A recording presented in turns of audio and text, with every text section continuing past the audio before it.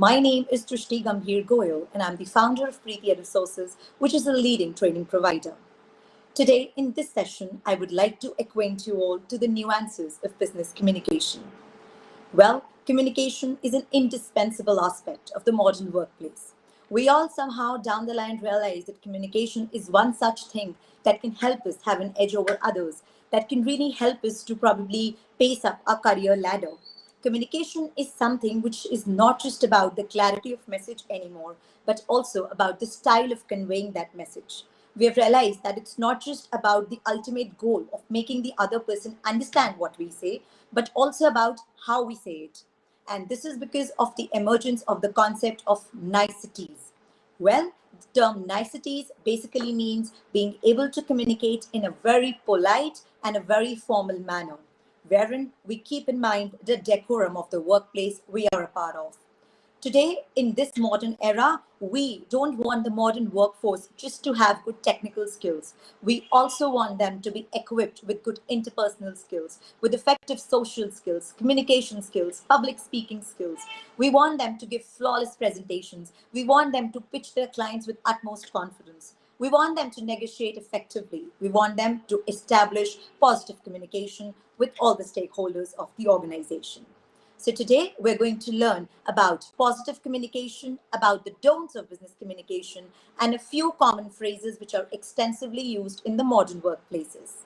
And because the fact that there is a lot of prominence which business communication has gained over the years, this is the reason the finest of the B schools have started paying so much emphasis to it, because we want the perfect and good workforce for our future workplaces.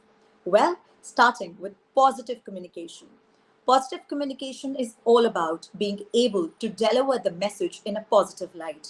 No matter how negative the message might be, how negative the thought might be, we want our communicators to portray it in a positive light. We want them to convey it to the other person in a way as positive as possible.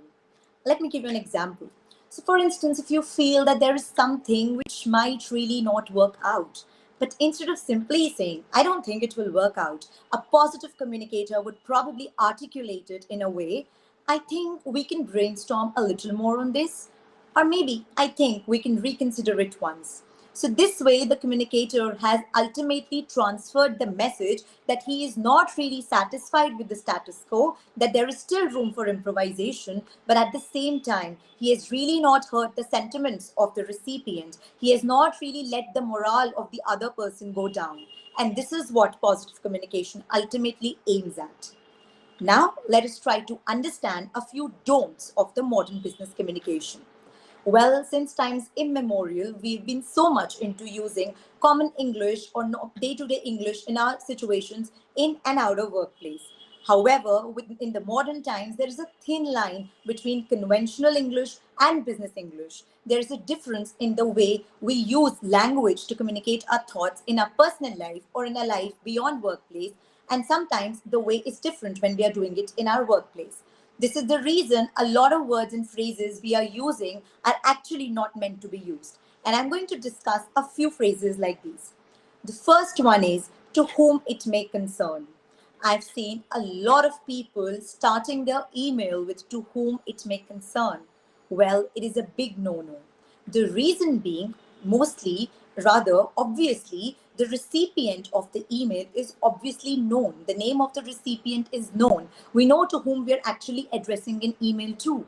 Therefore, writing to whom it may concern and bringing that element of anonymity is really of no use. And this is the reason this needs to get eliminated when we are writing an email to our stakeholders. The next such blunder is using I instead of we. We need to realize that we are a part of an organization. I'm an employee of the organization. I ultimately get associated to that organization. And when I'm communicating to my clients, to my business associates, I'm doing so in the capacity of a member of that organization. And therefore, in my communication, I should use we instead of I. I should bring that collective identity instead of an individual identity. The next thing is words like always, never, absolutely. These words are way too firm. They talk about 100% of an outcome. However, in modern business situations wherein the business environment is so dynamic and complex, nothing can be this 100% certain. There might be deviations, rather, there would be deviations in diverse business processes, and therefore, using such words are really not a good idea. The next phrase is, it is not possible, or maybe, I don't think it can be done. Well, in the modern era, in this era of cutthroat competition, there are just two types of organizations. A, who get the job done, and B, who say it is not possible. And obviously, we as responsible employees don't want our organization to be counted in the latter. Therefore, we should not use such negative phrases like it is not possible or I don't think I can do it. Probably you can say like, I'll just get back to you on this, or maybe I need to consult with my team. Something like this is more promising than rather giving a negative perception altogether. Another phrase is listen to me or you have to. Well, these phrases are too aggressive and pushy when it comes to business communication. Either you are talking to a client or you're talking to some other business. That means whether it's a B2B interaction or a B2C interaction, using such ardent, aggressive phrases are really not doable, because we really need to maintain the decorum of the conversation in a business environment. Then, a very common one, replying to emails using okay or noted. Well, if someone has composed an email to you, this is the last thing probably they like to see on their screen as a revert. So this makes the email look very unacknowledged. Rather, can simply write, thank you, John. I have noted your concerns. Or probably, thank you, John. Your concerns have been duly noted. This really portrays that you have acknowledged the message duly. One last phrase, probably, which is used while signing off emails is sincerely yours, truly yours. Well, these are way too old, archaic, and antiquated. They're obsolete in the modern English. We probably use yours faithfully or a sweet, crisp regards. This is how we probably sign off emails nowadays. Now, moving on to some phrases which are very extensively used in the organizations. They're a part of the so-called corporate communication. All of us, dream of those flamboyant positions, working in a lavish out office, a lavish of an office wherein, we are interacting with people who are all suited and booted. However, at the same time, we need to understand it's not just about the appearances, it's also about what we say. Therefore, things are very differently discussed and said in the corporates as they are in the modern day common life. So let me tell you a few phrases like this. The very first phrase is hit the ground running. Well, this phrase is probably used by a manager to encourage his team, to motivate his team. So this is a very common phrase in a boardroom meeting, which primarily means to start something with enthusiasm. So probably we can say, okay, so everything is ready. Let's hit the ground running. The next phrase is get the ball rolling. This is most likely to be used in the beginning of a meeting because this means to start something, to start a new activity, to start a new project. For example, hi John, for this meeting, can you please get the ball running by disclosing the budget requirements? The next phrase is learn the ropes. This phrase is most likely to be heard in an induction session, in an orientation session, when you're new to an organization, or probably you are welcoming someone who is new to this organization, which means to learn the basics. So probably you can say, John, I'm happy to have you on board. It's time for you to learn the basics. The next phrase is touch base. I repeat, touch base. This phrase is used to contact someone. When you're talking about contacting someone, usually a short contact. For example, for more information on this, I think you can touch base with the marketing department. The next phrase is about the purpose of the business, about profits. So when we want to say this business is in profit or this company is making profits, earning profits, we say this company is in the black. I repeat, we say this company is in the black. This phrase in the black means it is making profits, it is earning profits. And the right opposite to it, that means in the losses, is in the red. So when we want to say an organization is running in losses, we can say this organization is in the red. The next phrase is back to the drawing board.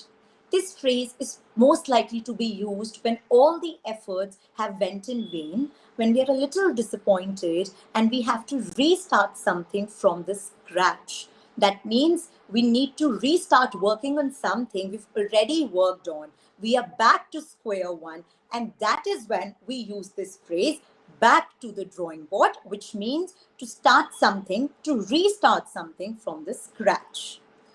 The next phrase is on a shoestring. Well, this is something the finance department is most likely to use, which means working on a tight budget. So probably we can say, I know the company has a lot of expectations from this project. However, I'm working on a shoestring. That means I'm working on a very, very tight budget. The next phrase is the goal of a business. Corner the market. That means to dominate the market, to have your impression all over the market, to probably have so satisfied consumers that you are known for your product or services. So we say to corner the market, I think we need to come up with a lot of consumer-friendly policies. Corner the market basically means to dominate the market, to have our own established identity in the market. The next phrase is no-brainer. This means very easy, something which does not require too much of thought. For example, I think this decision was a no-brainer. That means it was too easy to take. You really didn't have to, think so much. The next phrase is the learning curve. The learning curve means the progress someone has to make to learn something. Again, this is most likely to be used in the beginning of one's journey. For example, if your senior is welcoming you, probably he would say, hi, I'm happy to have you on board.